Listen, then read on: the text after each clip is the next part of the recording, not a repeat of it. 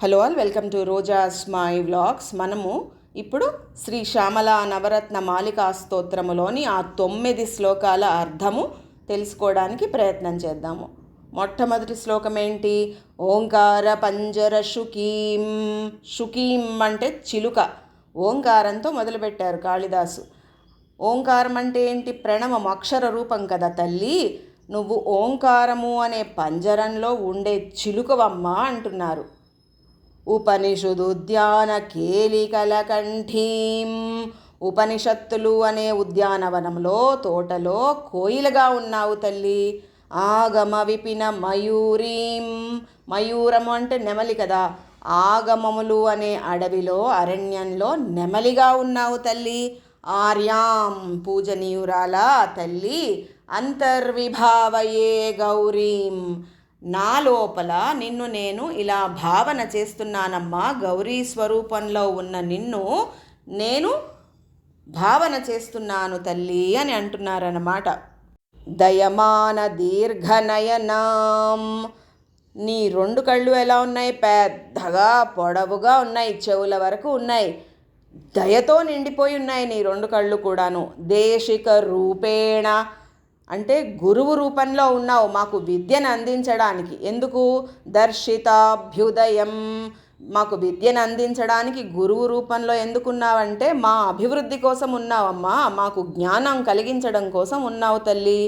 వామకుచ నిహిత వీణాం. వీణనేమో కదలకుండా గట్టిగా ఎడమ చేత్తోటి గుండెలకి దగ్గరగా పట్టుకుని ఉన్నావు. సంగీత మాతృకాం వందే. అటువంటి సంగీత స్వరూపిణికి నేను నమస్కారం చేస్తున్నానమ్మా. నమస్కారం చేస్తే ఏమవుతుంది? వరదాం. వరాల జల్లు కురిపిస్తుంది ఆ సంగీత స్వరూపిణి. శ్యామతను సౌకుమార్యాం సౌందర్యానంద సంపదున్మేషాం.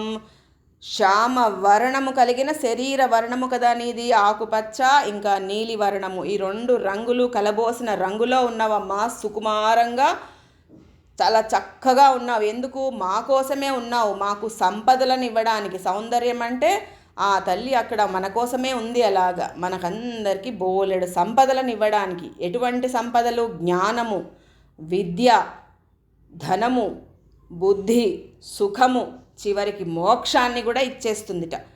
ఇటువంటివన్నీ కూడా ఆనందాలే కదా. ఇంత ఆనందాల్ని మాకు ఎలా ఇస్తున్నావు నువ్వు?